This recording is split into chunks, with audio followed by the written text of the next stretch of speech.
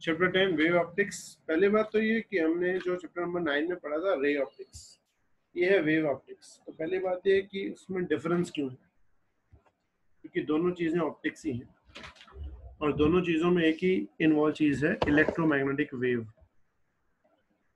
तो electromagnetic wave का reflection, refraction, reflection, refraction, ये हम रे के रिस्पेक्ट में समझ सकते हैं।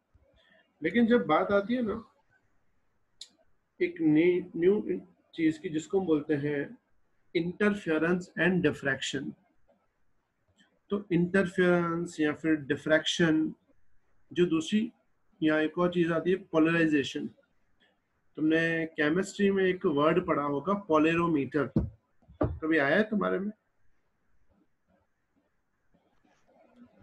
No sir. अभी तक नहीं है पोलेरोमीटर। अच्छा, ऐसा कुछ आया है कि आ चुका है सर, वो क्या आ बोलते चुका है हैं सर। केमिकल के दो टाइप के होते हैं, लीवो डेक्स्ट्रो, ऐसा कुछ आया है?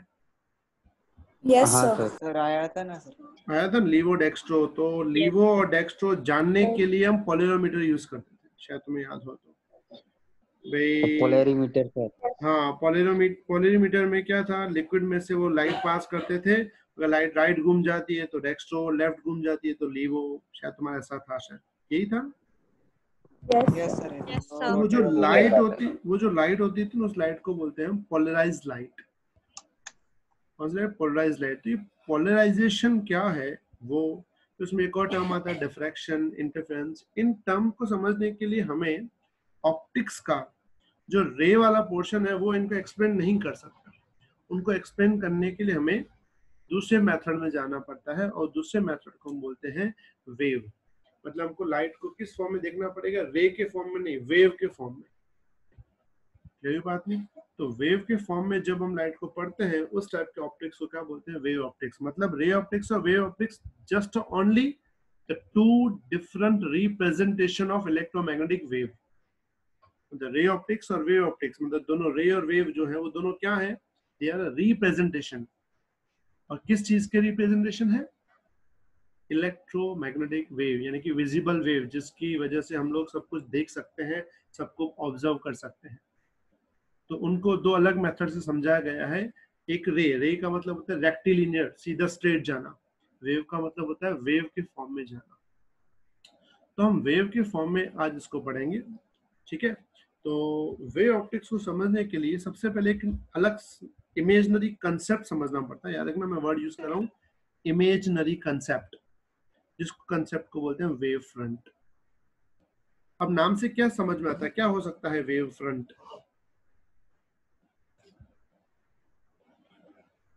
बोलो क्या लगता है वेव फ्रंट क्या होगा?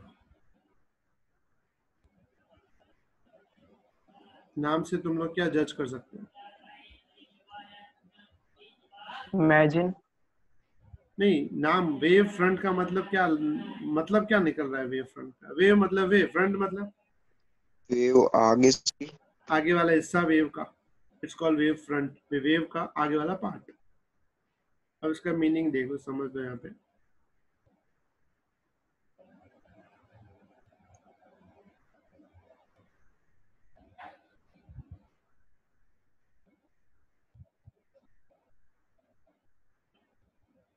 पूरा ध्यान, जैसे कि एक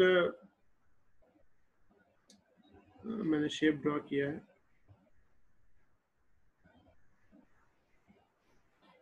समझो हम लोग इस शेप पे हम लोग यहाँ पे 4 थ्रेड्स बांध रहे हैं। डोरियां होती हैं 4 थ्रेड्स।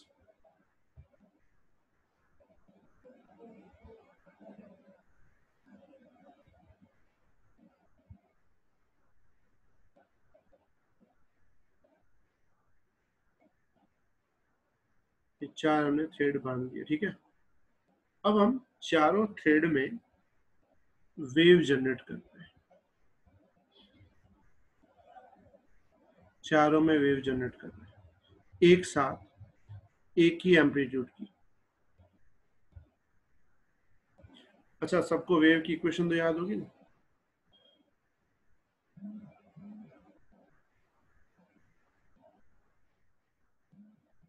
याद है कि नहीं? Yes, sir. ओके, इसमें पता है ओमेगा क्या होता है? Angular velocity. और टी टाइम के क्या होता है? के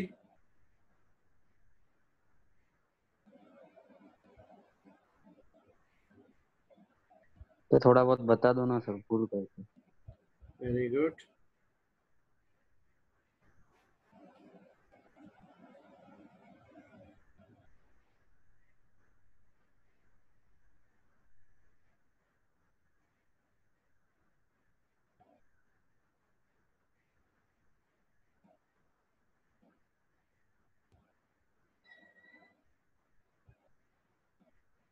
एक सेकेंड।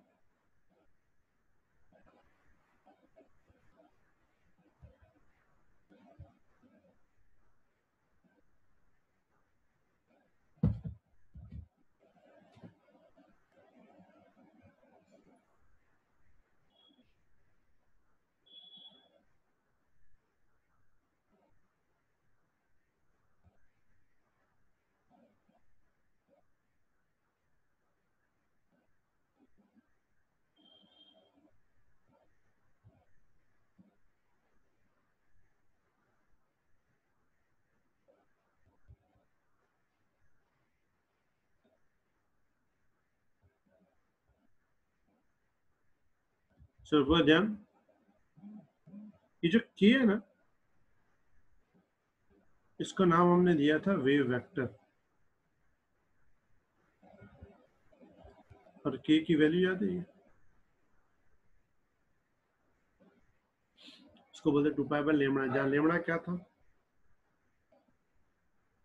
वेवलेंथ। अब हमने चारों में वेव जनरेट की है, ठीक है। समझो ये वाली जो वेव है ऊपर वाली, समझो थोड़ी देर में यहाँ पहुंच गई,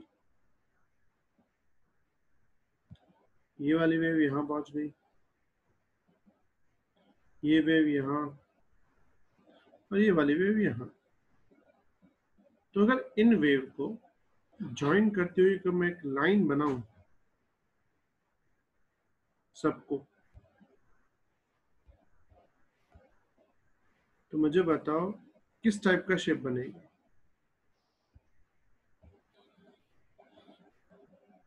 पहले जैसा जो स्टार्ट हुआ था वही शेप बना एज इट इज। तो ये जो शेप बनता है ना, ये फिजिकल शेप नहीं होता, हमने सिर्फ वेव्स को जोड़ते हुए एक इमेजिनरी शेप बनाया है।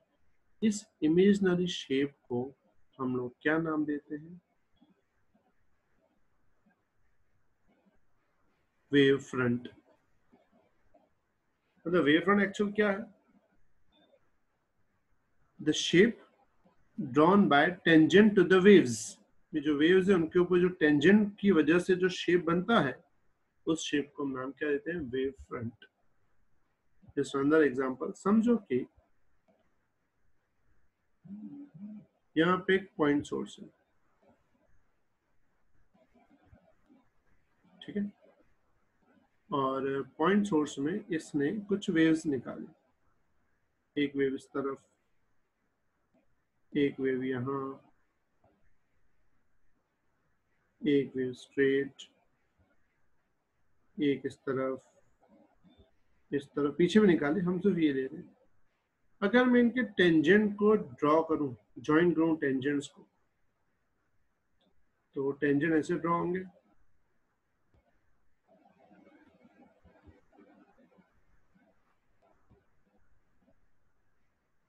और इन टेंजेंट्स को जोड़ते हुए एक लाइन बनाऊं, टेंजेंट को जोड़ता हुआ, तो ये जो लाइन का जो शेप बनता है, इस शेप को हम लोग क्या नाम देते हैं? Wave front. समझ में आई बात? मतलब कोई भी अगर वेव जा रही है तो वेव का जो पूरा शेप बनता है, उस शेप को हम क्या नाम देंगे? वेव का फ्रंट। समझ में आई बात? यहाँ तक कोई डाउट? No, sir. अब इसमें एक साइंटिस्ट था, उसने क्या बोला वो ध्यान दें, उसको बोलते हाइगेन्स principal.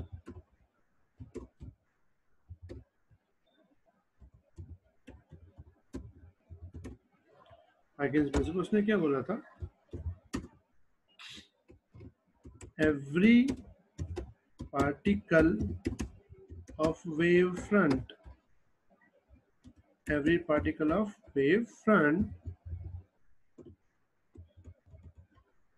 behaves as a secondary source, and produce every particle of wave front behaves as a secondary source and produce by itself spherical wavelets,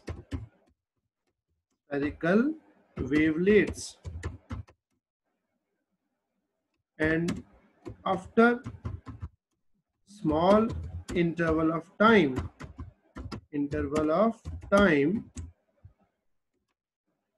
the tangent drawn by such spherical wavelets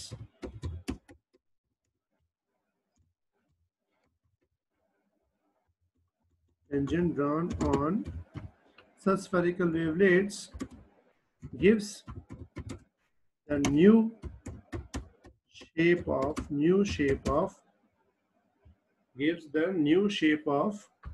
wavefront, new shape and position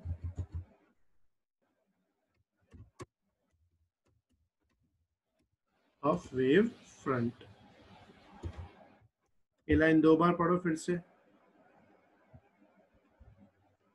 Every particle of wavefront behaves as a secondary source and produced by itself spherical wavelets, and after small interval of time the tangent drawn on such spherical wavelets gives the new shape and position of the wavefront. मतलब ये है कि हमने जैसे यहाँ पे ये बीच में पॉइंट सोर्स था, इसकी लाइट यहाँ पे गई, इन लाइट को ज्वाइन करता हुआ हमने एक बनाया टेंजेंट, तो ये वेवफ्रंट बन गया.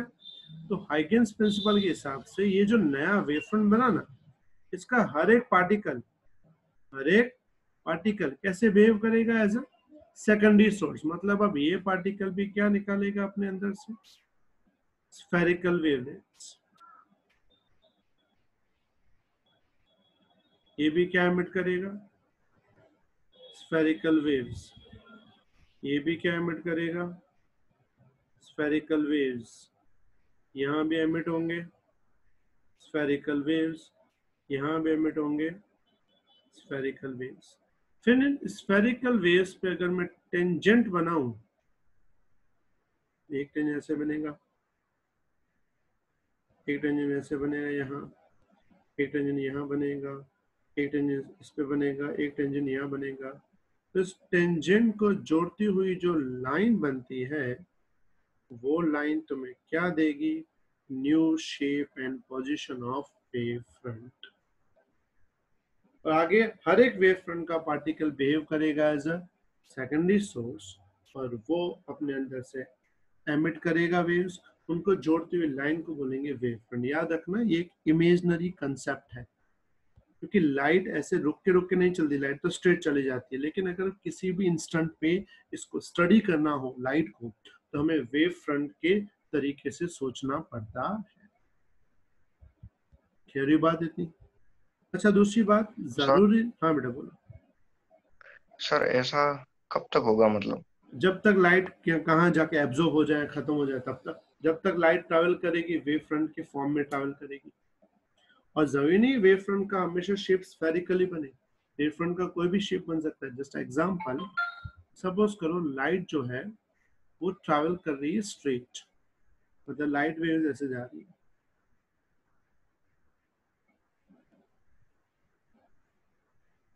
ठीक है, हम लोग क्या करेंगे?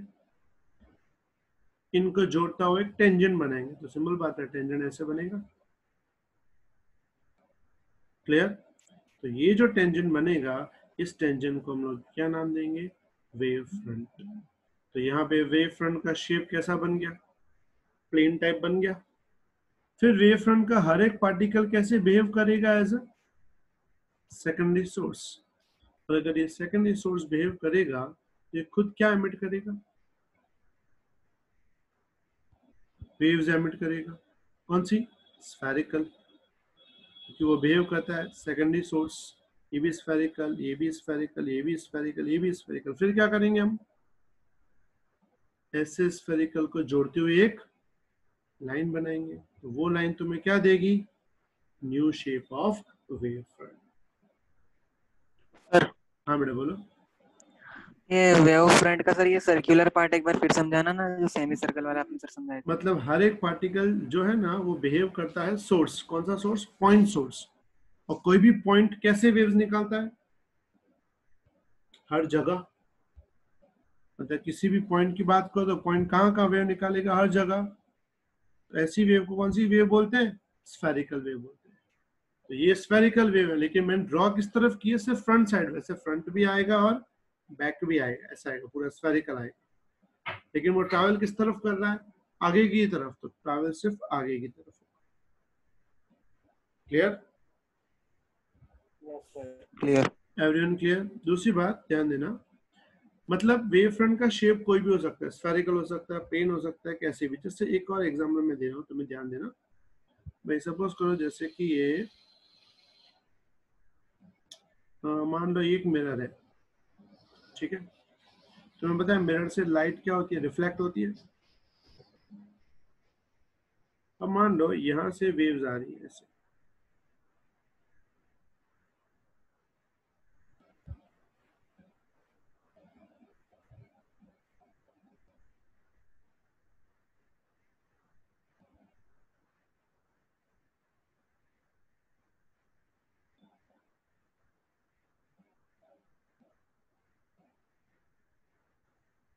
तो इनको जोड़ता हुआ लाइन तुम्हें क्या देगा? वेव फ्रंट, ठीक है। अब वेव फ्रंट का हर एक पार्टिकल कैसे बिहेव करेगा? इस सेकेंडरी सोर्स। तो ये सारे बन जाएंगे सेकेंडरी सोर्स।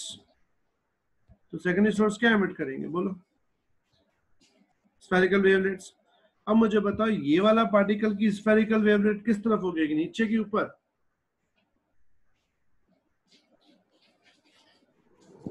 ये वाले की। तो ये मिरर है, तुम्हें पता है मिरर के बाद लाइट कहाँ जाती है? रिफ्लेक्ट आती है, मतलब अंदर तो जा नहीं सकता। तो ये पार्टिकल किस तरफ वेव निकालेगा? ऊपर की तरफ। चलो ये वाला पार्टिकल नीचे की तरफ, ये वाला पार्टिकल नीचे की तरफ, ये वाला पार्टिकल नीचे की तरफ, ये वाला पार्टिकल नीचे की तरफ। तो इसका टेंजेंट कैसे बनेगा?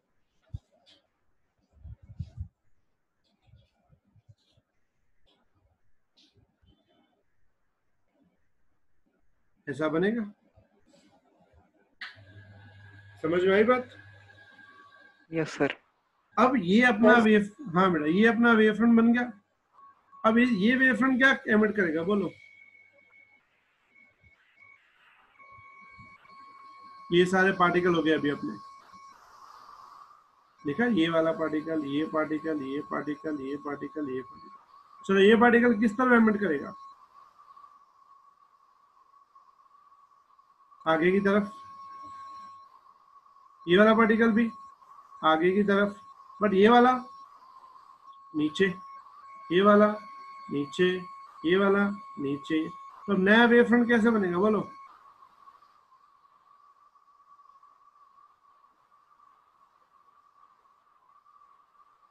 नया वेव फ्रंट ऐसे बनेगा।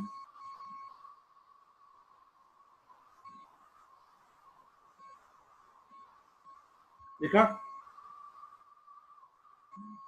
पता चला कैसे बना?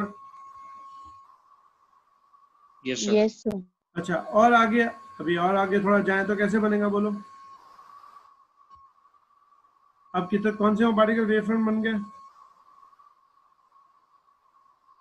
ये बन गया वेव फ्रंट, ये वाला पार्टिकल। अब ये नीचे वाला, ये ऊपर वाला, ये ऊपर वाला, ठीक है।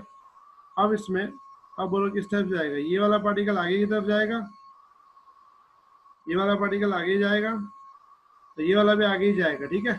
और ये, लेकिन ये वाले पीछे जाएंगे। आई बात समझ में? अब नया वेव फ्रंट कैसे बनेगा बोलो? सिंपल बात है, ये ऐसे करके यहाँ पे, फिर यहाँ से ऐसे, और लास्ट वाला वेव फ्रंट कैसे बनेगा? तो ध्यान से तो तुम लोग देखो एक बात को, पहला जो आया था फर्स्ट ये ब्लू वाला था, फर्स्ट प्लस ये वाला था, फर्स्ट वाला ये हुआ था तुम्हारी एंट्री, और लास्ट में एग्जिट कौन सा हुआ? रेड वाला। रेड वाला कैसे ट्रैवल करेगा? इसके पार्टिकल ऐसे बनेंगे, और ये ट्रैवल कैसे करेगा? ऐसे आगे जाता हुआ। मतलब ये जो ब्लू है ना, वो एक्चुअल आया कहां से था? ब्लू यहां से आया था,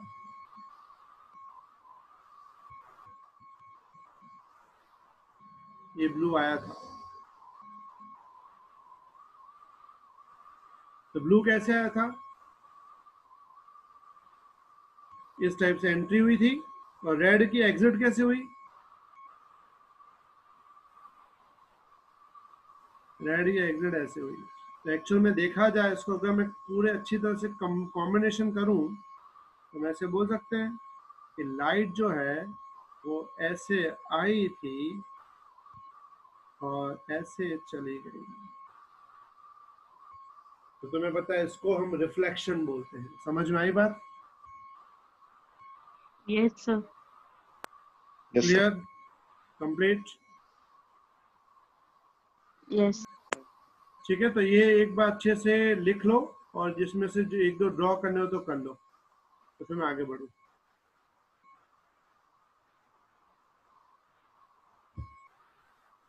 हेलो सर। हाँ बेटा बोलो। सर इसकी प्रैक्टिकल एप्लीकेशन कोई है? हाँ हाँ सब है, बिना प्रैक्टिकल एप्लीकेशन की कोई चीज बनती थोड़ी है।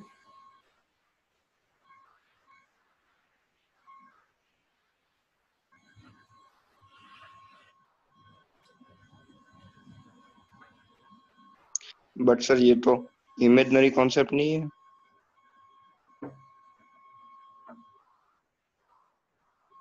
हेलो बेटा,